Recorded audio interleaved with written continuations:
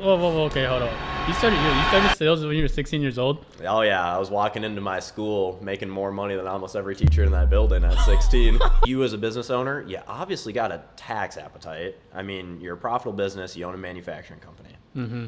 Why would you not want to save on taxes while also generating a source of income or lowering your power bill? I'd honestly think every flat roof in the world should have solar on it. Because what's your roof doing for you?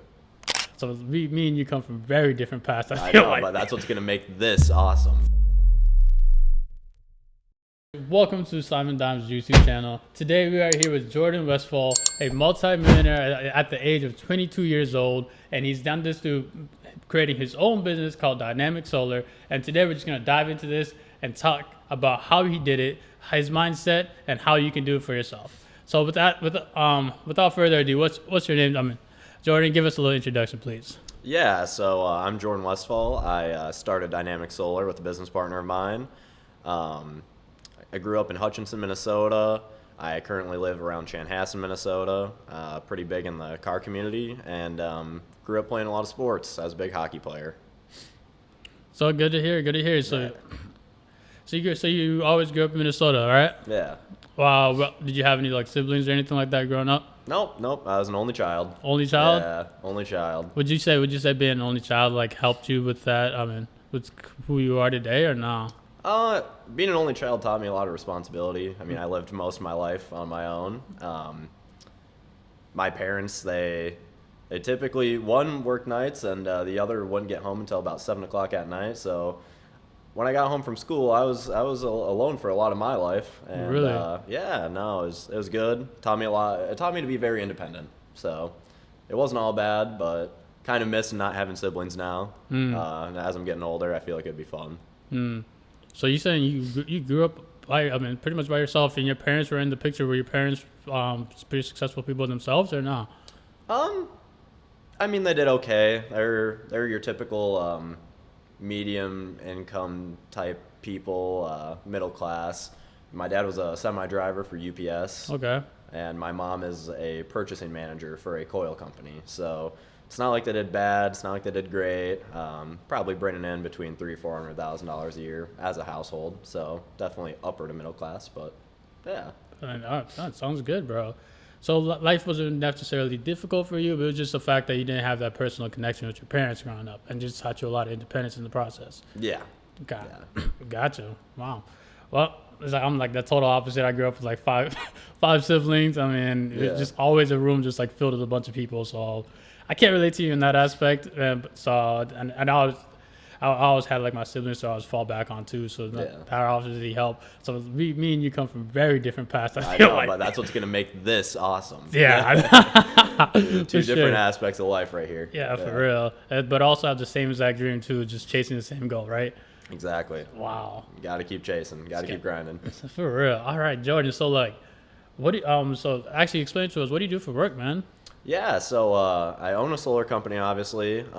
We install solar panels on commercial buildings. We do a lot of solar fields. Those are the main two things that we do. And if you want to get a little bit deeper into it, we do a lot of grant research too. So there's a lot of federal grants or state rebates that go into our solar projects. And that's what sets us apart from other companies, is we actually do that hard work of going in to the federal grants and then making sure that our clients qualify for them and get them. The main one right now, I can't say too much about it just because I don't want other solar companies to tie on and start doing what me and my business partner do. Yeah. But it deals in agriculture, and if you can tie a business to agriculture in any way, you automatically get 50% of that system covered by this grant, and then you also have your ITC credit, which ITC is investment tax credit, and that is 30% of the system that you can take off your federal taxes. So $1 million system, you could basically get $300,000 towards your taxes. So we at Dynamic Solar, and IRS, please don't come after me, we do not pay much taxes because we own our own systems that completely wipe out our federal tax bill. Wow. We don't escape state, but we don't pay much in federal. Wow. So you not only do you save these businesses a lot of money to get solar installed for them, but you also like keep the money just like in the same like little circle group with these companies, right? Yeah. Wow. Yeah. So it's nice owning a few systems, and we do ownership groups. So it's not like we always own the systems that we install for ourselves. Mm-hmm. Sometimes we got 3 or 4 guys that go in on one system together that all need to eliminate that tax bill. Wow. So how big is your team? My team is I'd say we're about 15 strong right now. 15. Okay, well, good job. Wow, 15 people strong. Yeah. And do you prefer make sure everybody's paid at the end of the month, every week or so, right? Yeah, I mean, and typically we're writing. I mean, for the sales guys, I give them a check on down payment of a job, and then also on their when the job is finished, just so they got money flowing in. But yeah, I mean, other than like sales guys, we're mainly a developer. Like we sub out all of our electrical stuff to electricians across the United States, as we do jobs everywhere in the United States. So. Wow. Everywhere in the United States? Oh yeah, Richmond, Virginia. We got one going on right now over in Richmond, Virginia. Mesa, Arizona coming up here in about 3 months. And then a field up in Michigan that's starting whenever the snow isn't a problem for us anymore. Yeah. How do you get your clients all over the U.S.? I mean, for me, I've always had the business connections. And then I just get referred client to client. And also, I have a great sales team. Like my sales director, he's been killing it. Shout out Jared Spanbauer. Jared Spanbauer, he has probably sold $5 million just over this past 2 months in products that we do. And I mean, he's only been trying for probably 2 months. Like, wow. His commission is going to be, as of right now, if he just stopped selling right now, he'd probably make $650,000 this year. Wow, in just 2 months? In just 2 months, he secured probably $650,000 from me. Wow. Yeah, he's been doing great. Dude, those are some big numbers. And he only 2 months into this gig. Yeah, I mean, I've known the guy forever. He came from a solar background in Texas. Then went to roofing. He has a roofing background, and he has a life insurance background. So he's been in a lot of different industries, and I'm glad to have him on the team. He's been absolutely killing it for us. Wow. So how were you able to build such a great team and such a great network? Like going back right now, because you said you pretty much have all these personal connections all over the state, number one. And on top of that, now you also have Matt, who's also just killing it. It sounds like. Yeah, Matt helps. Yeah. How are you able to gather this many people and have this type of high network? Yeah, for sure. And you guys heard us talking about Matt. So Matt is my business partner, Matt Noble. Okay. He is. I'm just going to touch on him a little bit Yeah, because for that'll sure. help for answering the question. Matt has been doing like electrical general contracting for the last 30 years of his life. And he has done lighting jobs. That was his start. He's a huge lighting contractor, and he has done lighting jobs across the United States. 2 years ago, I think he did work in 27 states. I think last year he did work in like 19 because he's taken over solar too now, and we're trying to build the solar company. We also do lighting. We do rebates and grants on lighting too, but our main focus is obviously solar right now. Okay. So Matt had a lot of connections, and then me, I just think it's important to never burn a bridge and go and talk to everybody I know. That's how I know you. I wanted to go and talk to you. I just went up and we had a conversation. And look where we are today, right? Yeah, look where we're at now on an amazing little podcast. Yeah, for sure. But yeah, no, burning bridges, I don't like to do it. Like even when I leave a company, I always want to leave with something. And I've actually went back and partnered with companies that I've left. So Dynamic Solar's partnered with a roofing company that I worked for a few years because that was my start in business was through roofing and sales. And yeah, I mean, just don't burn bridges, and your contacts will get you more contacts. Okay, going back to that, like you said you said you worked for a company that you're partnered with now. Yeah. Wow, Yeah. that's pretty cool. That's pretty wild, right? Yeah, there. so I left the company to take a different position in the same industry as a manager instead of a salesman. And just recently left that company, and now when I started this, I went back to them and I was like, hey, like, I would love to partner with you guys. You guys gave me the start in business that I wanted, because I started sales at 16 years old. Whoa. Through this company. Whoa. I wanted to go back. Yeah. Whoa. Okay, hold on. You started sales when you were 16 years old? Oh, yeah. I was walking into my school making more money than almost every teacher in that building at 16. Yeah. Yeah, that's pretty funny, bro. Yeah, no, I was a horrible student. I would be in the middle of tests, and middle of the test, I'd get a business phone call where it was a roofing client. I would take that call in the middle of the test and like walk out of the test, take a 0 on the test to go and make like $8,000 on a phone call. So I was a pretty bad student, but I mean, the game's the game. You got to keep grinding. Yeah, for sure. So at 16 years old, how'd you know this is the type of path and this is the type of life you wanted to get into? Because the whole time I thought you were 18 doing like just starting this, but no. Yeah. Like, honestly, it fell onto me. So a little bit more backstory. I was working at Lifetime Fitness right when I started right when I turned 16. Sorry. Okay. And then from there, I was in the kids camp at Lifetime Fitness and was walking in to go to work one day, and there was a guy there with just a really nice Maserati, and going back to me always talking and wanting to meet people and make new connections, I walked up to him and I was like, hey man, I really love your car. Like, what do you do for work that you can afford this $95,000 Maserati? Like, I'm just curious. And he looked at me and he said, I own a roofing company.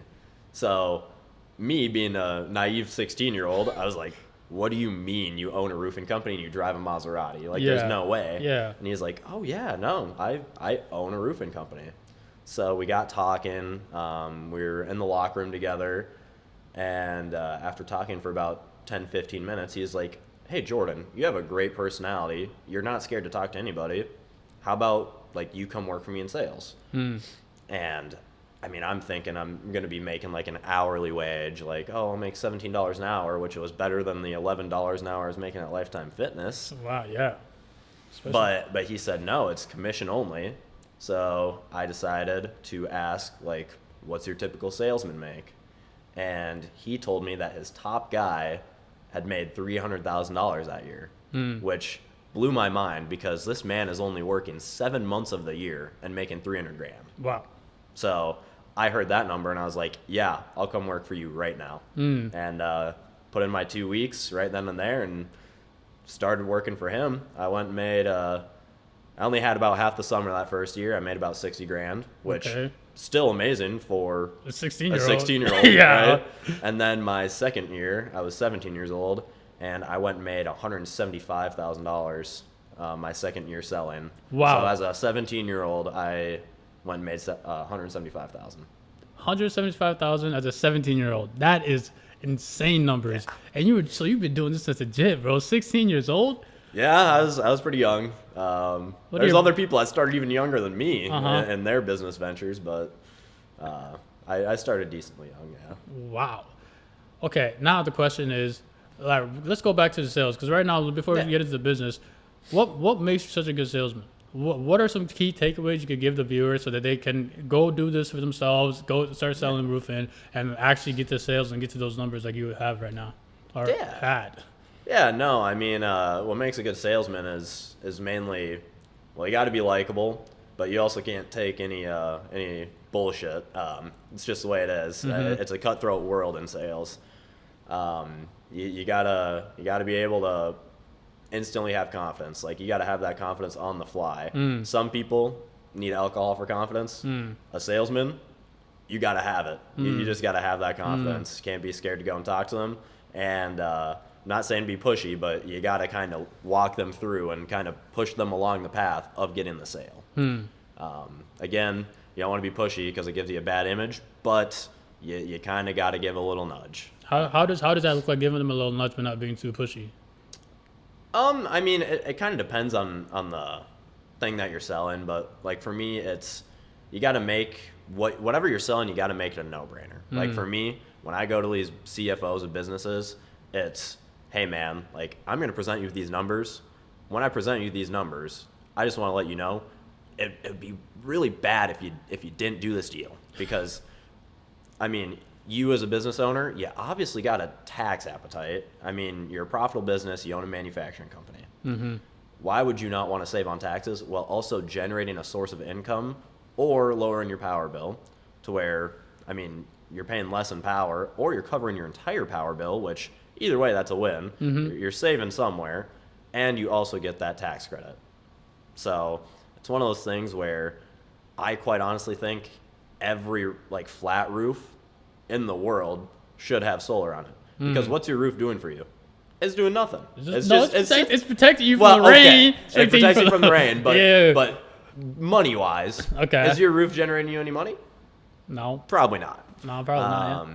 So why wouldn't you want to go and save money and or make money by throwing one of these things up on your roof? Just a little slap it on there. Call it a day. Yeah, and that's one of the ways of owning it, is the building owns the solar system. Mm-hmm. There's also times where, like me and my business partner, we'll go and find a nonprofit. We have a solar system on a nonprofit.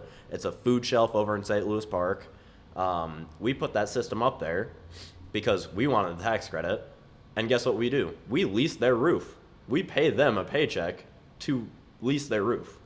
What? So they are making they're making money on us owning a system on their building, right? Wait, you telling me you're leasing somebody's roof and then they're making money from it? Yeah. So What? we pay them a decent amount of money a month to have our solar system on their roof. Wait, and you're just doing that just so you can have the tax credit, or Just for the tax credit. wow. We want, I mean, tax credit, and it's a feel-good thing for us, right? Like, we did a good thing. It's a nonprofit. Like, obviously, we want to help out nonprofits and do charitable donations and stuff. Yeah. So it's a feel-good thing, too. But we do get the tax credit. We do get to claim the depreciation, the 5-year depreciation that comes with installing the solar system. And then also, when we're done with it, when the numbers aren't working out as good as they are right now for us, you know what we get to do after about 10, 12 years? What? Donate the system. Wow. It's a nonprofit. Like, they don't make profit on it. It's not like they have to buy the system from us. We just donate it to them, and it's kind of up to us to decide the price or the reasonable life of the solar system and how much we could, like, charge as a donation. Like, if this was a solar system we were selling to somebody else, given we aren't going to be selling 10-year-old solar systems, Yep. I mean, we're going to say, oh, the solar system is 20% of the value of what it was originally installed for. So we take 20% of that value as a donation. So Wow. there's a few different ways that we get around our tax burden.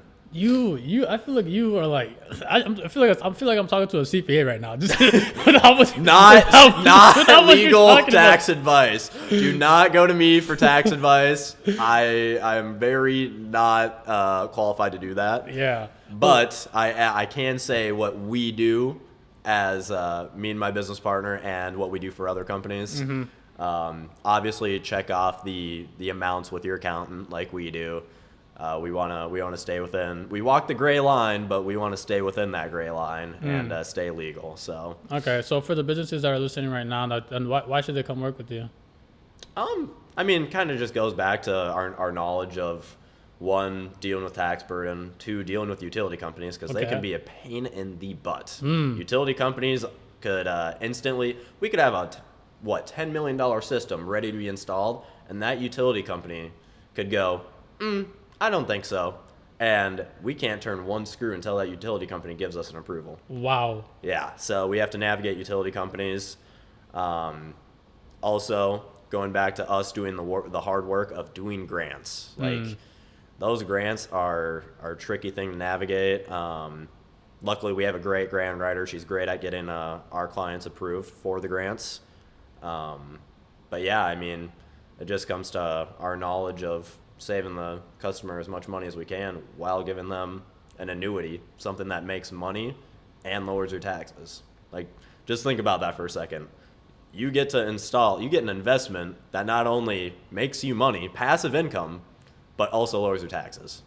Like, that is a good investment. That is a great investment. Is what That's I'm a great saying. investment. Wow. You're selling me right now, man. I know. Hey, back to the sales skills. Pick that one up. See, you got to make it a no-brainer. Yeah. It is a investment where you're lowering taxes and you get to generate passive income. income for doing nothing.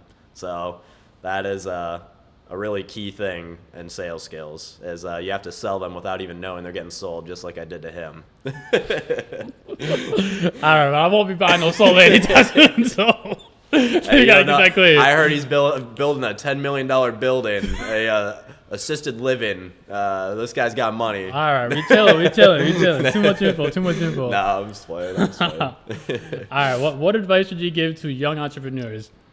Oh man, start young. That's the main one. You're gonna fail. You're gonna fail a few times. You're gonna have nights where you're not getting much sleep because you're worried about. I mean, maybe it's money, maybe it's a job coming up.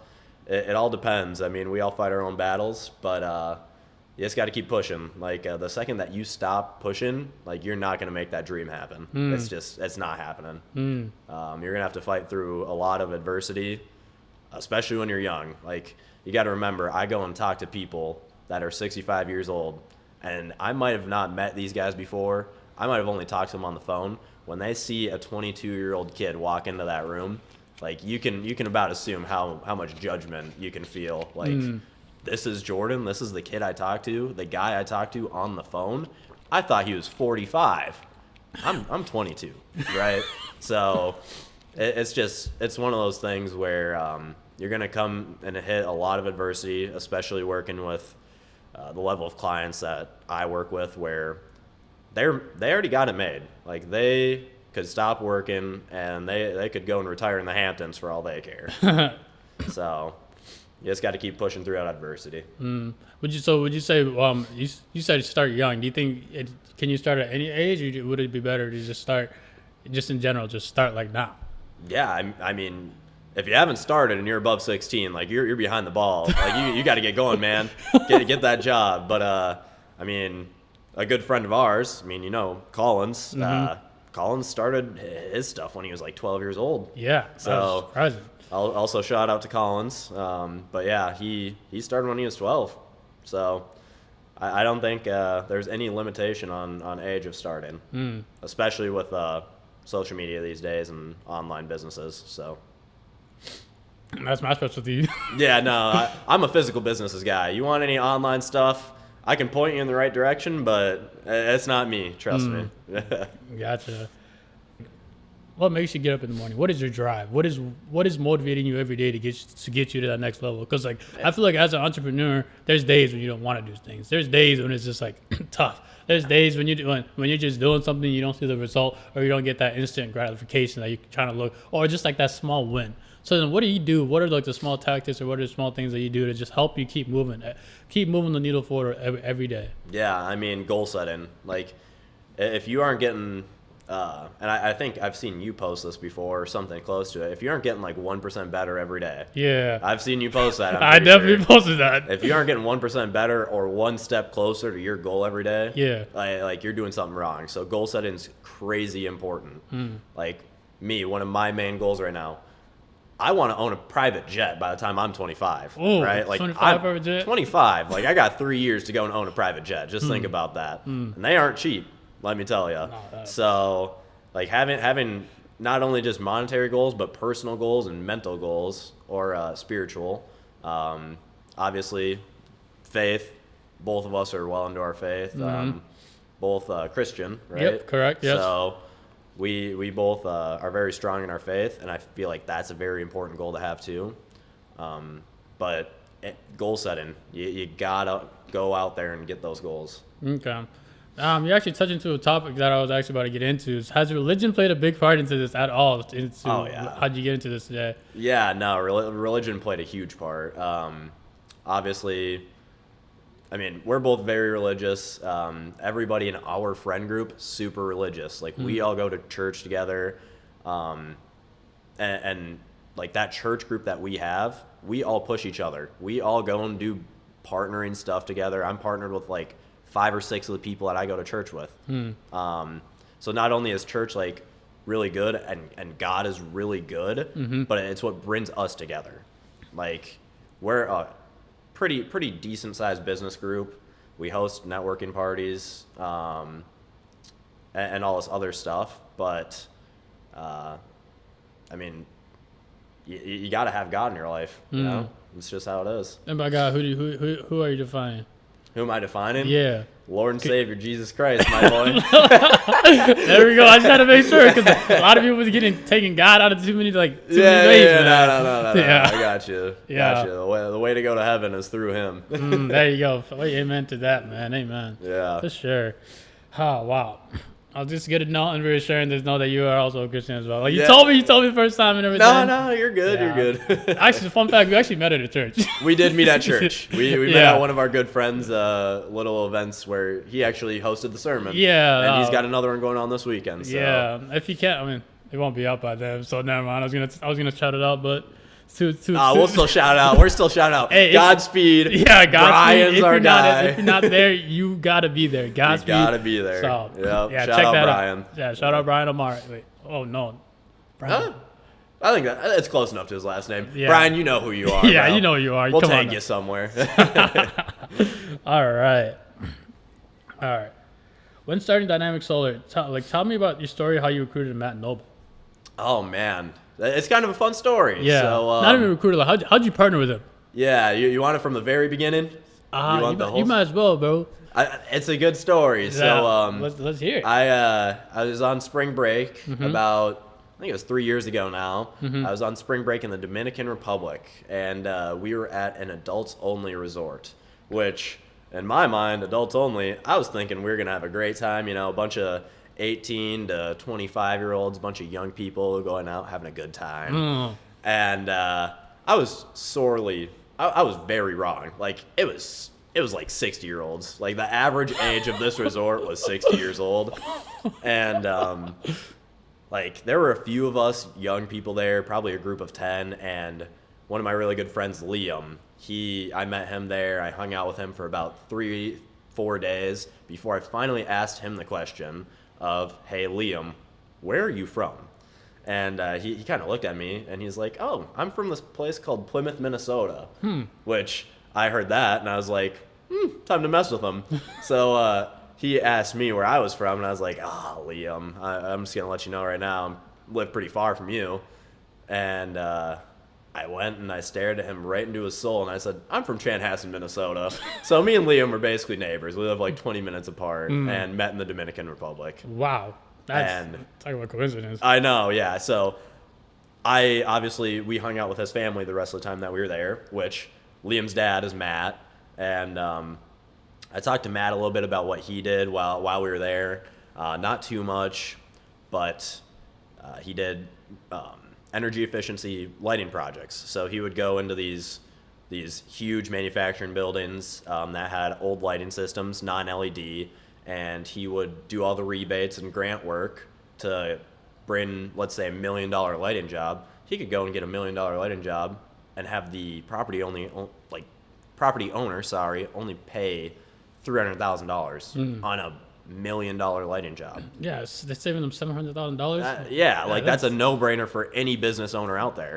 And if you don't know, old lighting absolutely drains power. Like, their utility bill, the break-even point on these lighting jobs was a year, maybe 2 years. Dang, that's a very short life. That is a quick break-even point. I don't know, like, investment-wise, if you're thinking investments, if you can break even that quick, you're made. Like, that is a great investment. So these guys were on cloud nine when Matt went in and got their lighting all done, because that lighting's going to last for 20 years, and it's going to save them a lot of money being on LED versus what they're on. So that's what Matt did. I met him not in the United States, which is just really funny to me. And still really good friends with him and, his son mainly. But yeah, I stayed friends with his son. His son actually worked for me when I was in roofing. And just kept that connection. It's all about keeping connections, if you couldn't tell. Meeting somebody and never losing that connection. You never know when you're going to partner up one day or use them for some sort of job that you need. So that's wow. That's a crazy story. The fact you guys met in the Dominican Republic, right? Yeah. That is crazy. I know. It's like, do you think that's like meant to be at that point?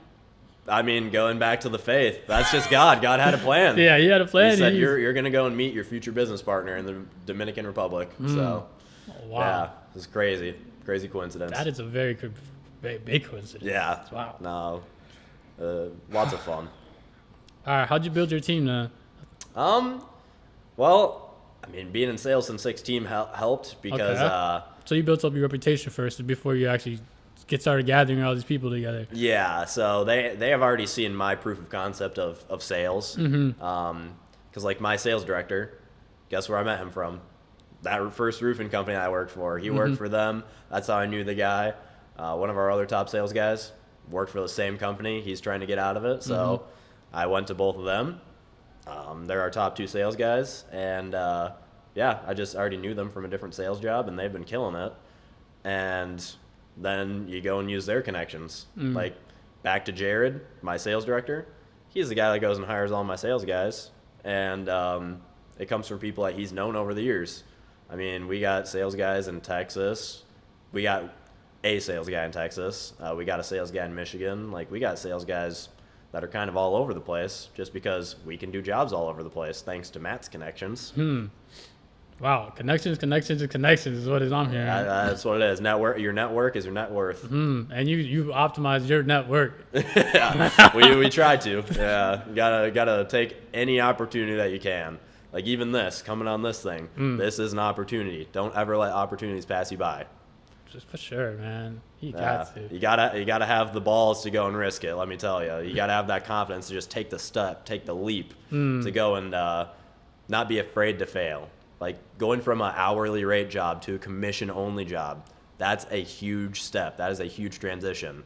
And I was like, you know what? I'm young, might as well risk it. And I went and made probably 10 times the amount of money I would have made that summer at Lifetime Fitness by going and joining a roofing company. So just taking that risk. Go and take that risk. Go and take that risk. All right. Going back. Yeah. What would you do differently now since you have all the skills, you have all the knowledge? What are the small little tweaks that would get you here a lot faster?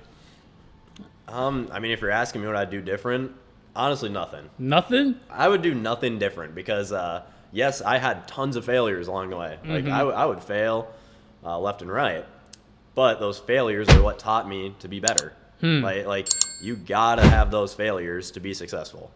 The more failures you have, the better, because guess what? You're probably not making that same failure again, and if you do, you gotta change something. Like if you can't see that failure, like helps in some way, like all these small failures add up to a huge success in my eyes.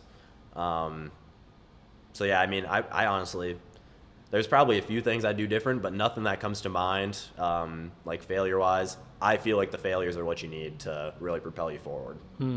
So, wow. Failures are what you need to propel forward. Yeah. That is a great quote. As much as they suck while they happen, just know in the grand scheme of things, it's nice when they happen when you're small, because if they happen when you're big, it's a much bigger problem. Failures when they're small, much smaller problem. Wow. That is some great size. And I feel like a lot of people hear that on social media, but the fact that I'm talking to somebody who's done it and is actually there is just really just like, this is life-changing, and it's just so different. So, yeah, like if you're watching this right now and you think you're just because you're failing, you're not making it, and that's just a sign that you're actually going in the right direction. So don't be scared. Just double down and keep doing it, and just don't make that same mistake twice, of course. And that's how. Then eventually you're gonna make so many mistakes that you can only make one thing, and that's the right one. So, yeah, one small success is all you need, and then run with that one small success. Keep going, and keep going. All right. Okay. How to start a solo company with no experience? Oh man, I mean, my company is pretty hard to get into with no experience because, again, I went and partnered with somebody that had the experience. I mean, if you can find somebody that has the experience that you don't have, that is a valid partnership. Like, never partner with people that have the same expertise as you. Like, yes, it's nice. Yes, it's fun. If I want to go partner with a friend, that's great and all, but they better have a different expertise than me. Like Matt knows how to do all the back end stuff. Matt's the one that taught me how to deal with utility companies, deal with the grant writers, deal with like running the business in general. Like, he has run multiple businesses. But guess what Matt didn't really have? Matt didn't have sales. He didn't have sales. And that's where he came in. He worked off of referrals, which, I mean, is great. His companies are really successful. Noble Lighting did amazing, but he didn't have any sales team. I brought a sales team. I skyrocketed not only our solar company, but guess what? We sell lighting too. I sell lighting for Matt's lighting company. Obviously, he runs it through Dynamic Solar. Okay. But I grew his lighting company like crazy. And just this year, I mean, Matt's probably got $5 million worth of just lighting jobs. Wow. Yeah. So we'll probably do like 30 to 40 million in solar, and then just through me and my sales team, Matt's probably got another 5 million in lighting jobs. So what is the most you made in a single day? Most You going straight to your pocket. me, I pay myself $60,000 a year as far as the IRS is concerned. No, I'm just kidding. It's hard to say just because our solar projects could start one day and then take 3 or 4 weeks, right? So we could go and do a $3 million solar job, but it's going to go and take a month and a half to get done. So if you're saying the biggest paycheck I've gotten in a day, God, we probably got 2 paychecks in the same day, equating to like 6 or 7 million, right around there. Yeah, that's probably the most that we've seen come in. But again, you got to spread it out over a month or two. So gotcha. So, yeah, so it's kind of a weird way to say most money made in a day, but yeah, we've had a few big ones come in. Now, this is just like a random question. Not even a random question, but what car do you drive? What car? Yeah. Oh, man. I drive a Chevy 3500. It's over 6,000 pounds. Means I can write off all the depreciation in 1 year. Back to me not liking taxes. No offense to the IRS, but I really like to keep my money and spend my money instead of just burning it, setting it on fire, and giving it to the government. Yeah. Nothing against it, but that's just how I feel about it. I mean, I like to keep as much money as I can. So for sure, like a lot of us do. Yeah. All right. Last questions. How often do you use the words expensive? Expensive.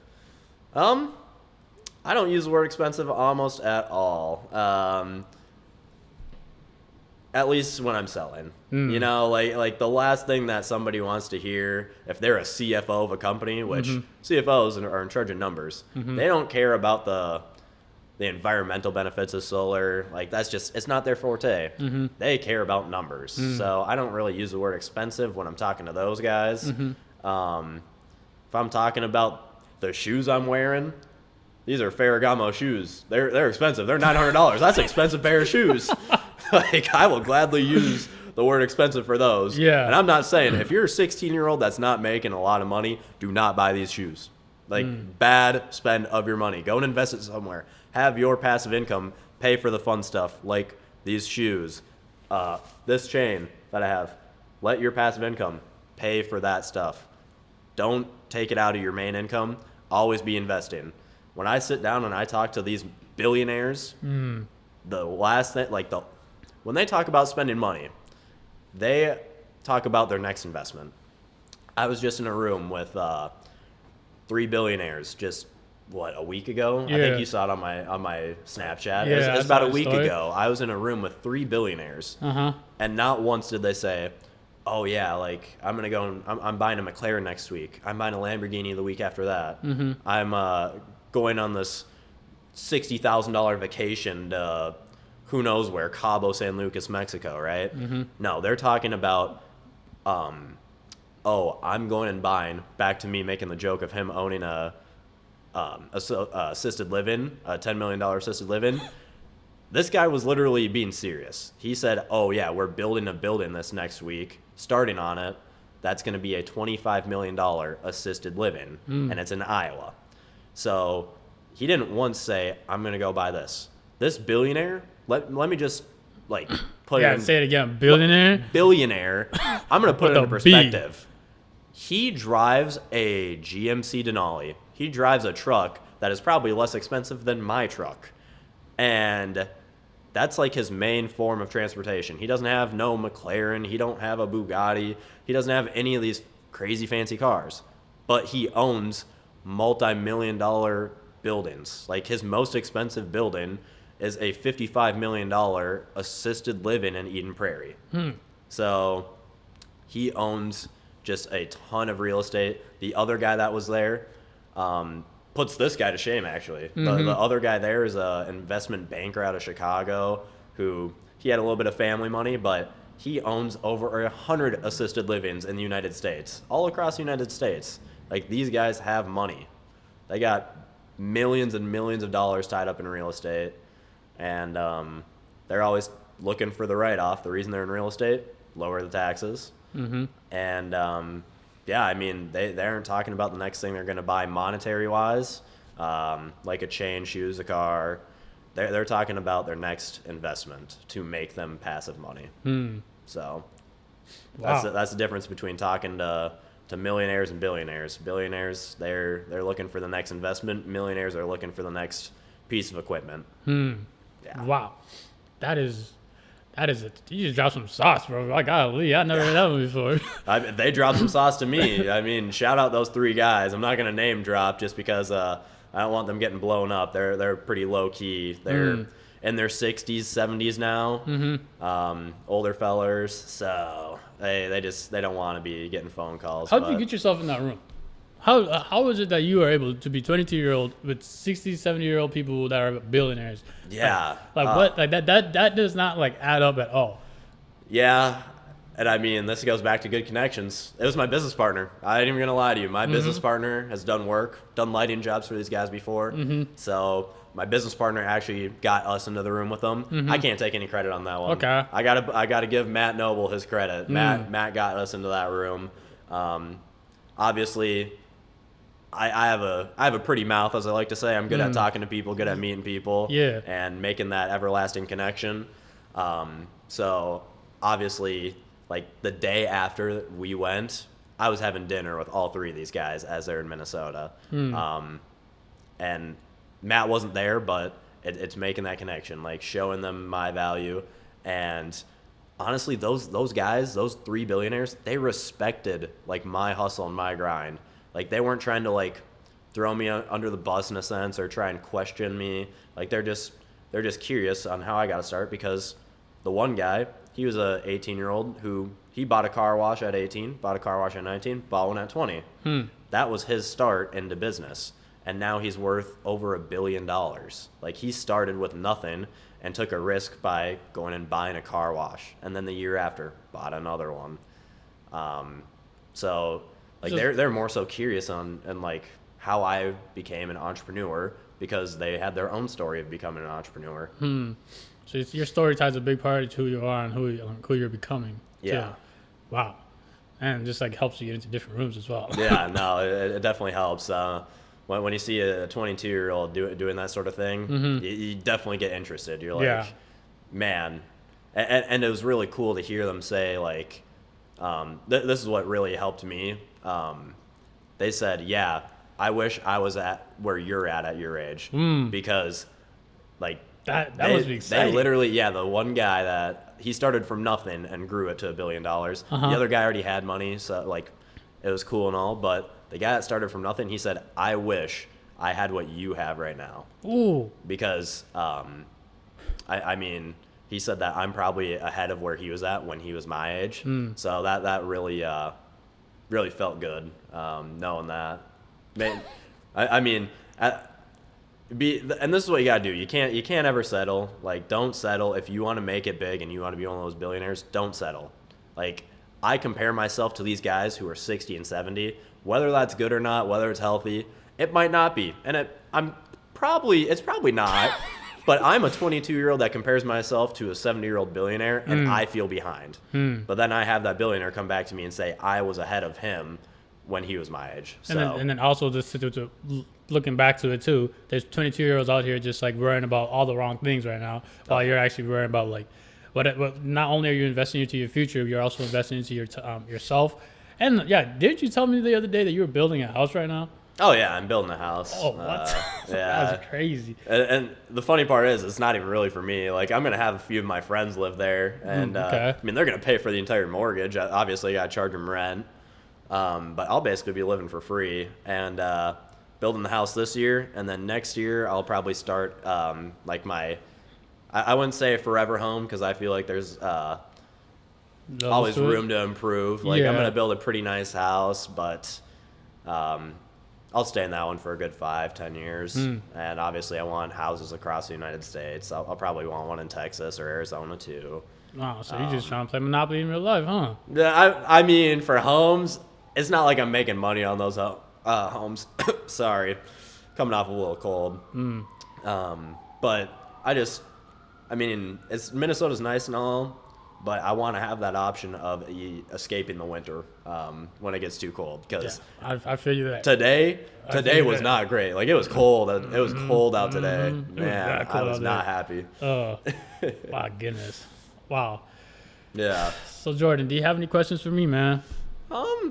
No. But what you want to touch on the school system, maybe? On the school system? Yeah, we want to get into if college is necessary to do anything here. Or? All right, personal opinion. I think college is only necessary for people who are going to become like a doctor, or if you're going to become like an engineer, or like they actually have a necessary plan and it's like tied into their goal. If you're confused, you don't know what you're doing, you don't know what type of path you want to take with your life, I don't think college is the best choice for you. Because I personally went to college, and I'm not gonna lie, it was a great time. I made a lot of good connections, and I made a lot of good memories, right? Yeah. I feel like you right now. I'm gonna start asking you questions. So, do you think that college was worth it? I think college was worth it. You think it was worth it? Okay. I think it was worth it, but just because of how many connections I made. Yeah. The same thing as you. I have a lot of good friends. I made I got a few best friends out there, and I will never trade that for anything. But the experience, I would say I could have went without it. Okay. Personally. Yeah. Yeah. No, for sure. Were you much of a partier when you went out? I was a big partier. Were you a big partier? See, I did not know this about him, so now we're really going to get into it. So, how many times would you go out? Would you go out like Thursday, Friday, Saturday? Every Friday, Saturday, I would go be outside. And where'd you go again? I went to UW Stout. Where? UW Stout, University of Wisconsin Stout. Oh, yeah. Wisconsin. Everywhere in Wisconsin, the party's cool. The only thing to do in Wisconsin, other than school, is drink. So, yeah. Dude, I hear you there. It was cheap out there. Yeah. No, that's awesome. So you think it was worth it? He does have an engineering degree. I know this. Yeah, I am a full-time engineer right now. Full-time engineer. Do you want to stick with engineering? No, actually, for me right now, my plan is to obviously connect and build my network the same way you're doing right now, and that through podcasts. I feel like this is a great way to connect with high-level people, tell their story, and they get to just hopefully get more clients and get more leads through this. Yeah. And I'll be sending a lot of people your way to hop on this podcast. Oh, dude, you see? Would you look at that? You're already going. Connections, I'm telling you. The connections go crazy. So, and then I'm also just like a very big person. Like I'm a very big connection guy. I really do, like the same way like you are. I love meeting people and I love helping people in all different types and aspects of life. Yeah. So, right now, I do. Right now, what I was doing for a little bit, I actually did partner with somebody else. Her name was Queen Yakum Official. Official Queen Yakum. You can go search her up on IG. Very great person. She's a very successful model. Has almost like 1 million followers on Instagram. And me and her actually did a school group together, and it was great. Not only did I just get to talk to her audience, and we get to just help a few women just get into modeling. And that was like the great part and the best part about it. It was just that there was just a few things going on in her life that just made business a little bit difficult, so we had to shut that down. But until once we get everything back and situated, that's the dream. Yeah, that's the dream. Gotcha. And if you're a creator out there and you want help with your business or how to monetize your audience, let me know and I can help you do that. Just because it's real easy and it's a fun time doing it. So. No, awesome. Yeah. I'm going to call out Leon then. We got a good friend, Leon. He has 4.5 million followers on TikTok, like 1.5 on Instagram. I'm calling you out, Leon, to come on this podcast. I know you're going to be in Minnesota in about a week or two, so you should come hop on here. But back to school, do you think the engineering degree was worth it or just the experience and the connections you made? I mean, I'm not going to lie, I thought it was worth it. It taught me hard work. It taught me grit. It taught me how to get like nobody else is gonna get you that degree besides you. Yeah. Because like when I was growing up, I'm not gonna lie, I feel like a lot of people like I don't even know how to describe this. Because like as growing up, I feel like the reason why Africa is just like in the state it is because they think other people are gonna come and save them. Like and that's just like that mentality. I feel like I almost had to break through it growing up, and throughout like I always felt like I wasn't gonna do it myself or it wasn't gonna like or someone else was gonna come and save me. And college taught me like no, you gotta sit down, you gotta do the hard work, and you gotta get through all this hard work. Like do this to yourself. Like no one else is gonna come and save you. No one. And I feel like and it taught me how to work hard. Same with track and field. Track and field taught me how to just be able to get up early every day. Work even though it sucked. There was days when I had to get up at 5 a.m.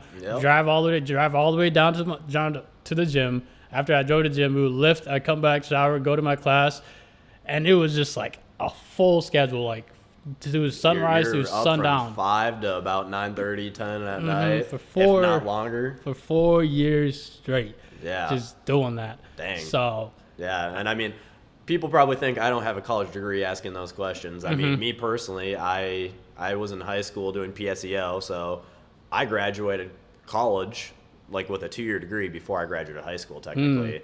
I do have a 2-year degree in business administration.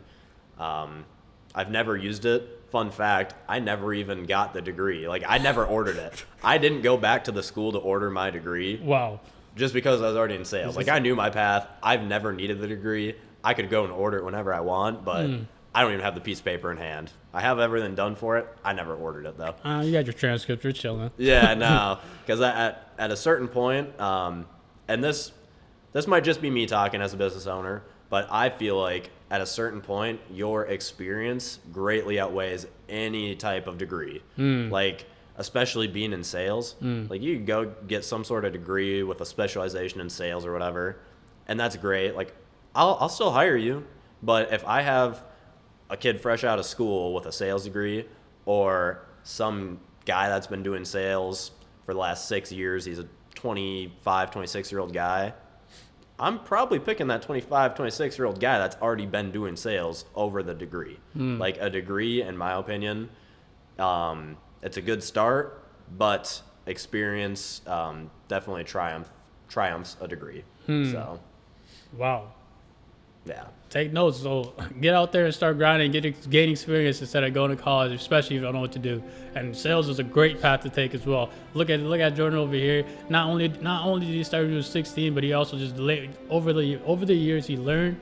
He failed a lot of times, and then he became successful in the process. And then he went on his own business venture, hired new people, and look at him now. Drives a $80,000 car, and he's a multimillionaire at the age of 22. So that just shows you that it's possible, not only for you, but it's also possible for me. It's also possible for anybody else watching this video. Don't ever get disencouraged, and don't ever think that it's not true and it cannot happen for you, because it can happen. It happened for him, and it's going to happen with me real soon. Yeah, you're dang right.